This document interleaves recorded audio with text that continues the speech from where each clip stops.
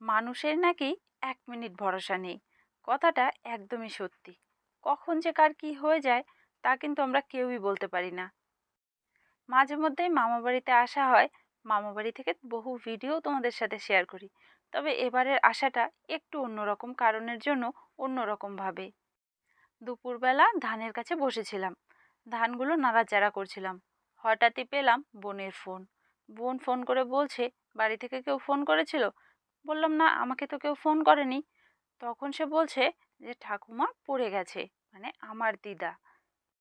রোদ তাপানোর জন্য বাড়ির পাশে একটা জমি রয়েছে, সেখানেই বসেছিল। তবে একা ছিল না, আরো দুই দিদা, মামিরাও ছিল সাথে। তবে দুপুরবেলা তো সকলেই যার যার রান্না নিয়ে একটু ব্যস্ত ছিল। কিছুক্ষণ পরে হঠাৎই এক মামি জানলা দিয়ে তাকিয়েছে আর দেখে দিদা নাকি পড়ে আছে, একদম 4 হাত পা উপরে তুলে দিয়ে। হঠাৎ দৌড়ে গিয়ে দেখে কোনো জ্ঞান নেই। সঙ্গে সঙ্গে তুলে জল ঢালা হয়েছে প্রচুর পরিমাণে। তারপরে নিয়ে যাওয়া হয়েছিল হসপিটালে।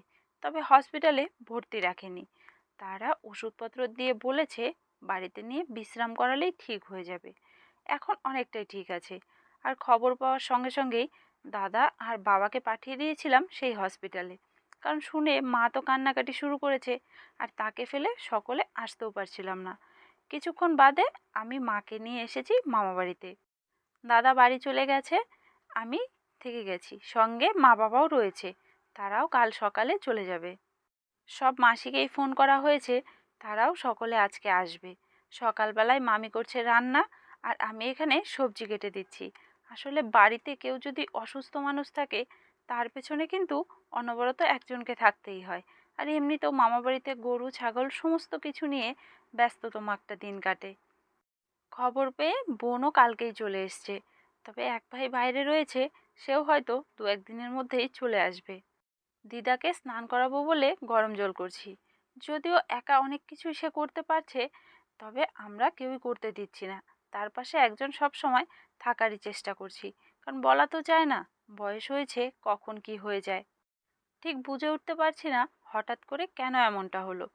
তবে মামার সাথে আলোচনা করে দেখলাম যে এরই মধ্যে একদিন নিয়ে যাওয়া হবে জলপাইগুড়ি হসপিটালে।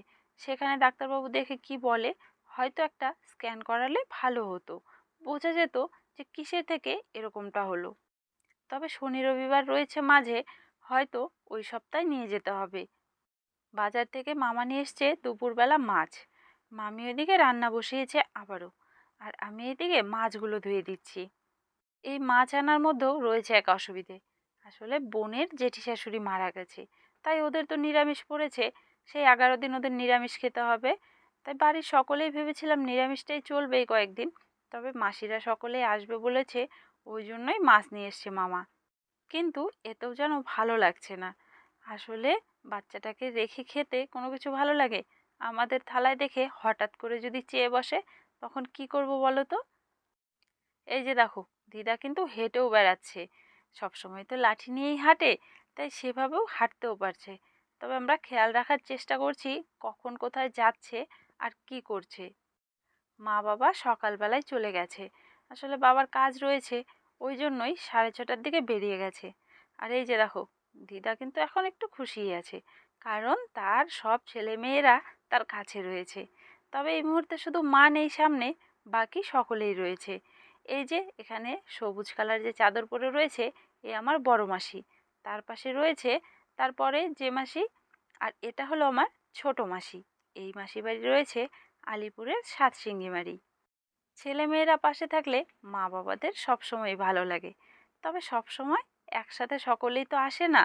এই সুযোগে সকলেই একসঙ্গে এসেছে, আমাদের সাথেও দেখা হয়ে গেল।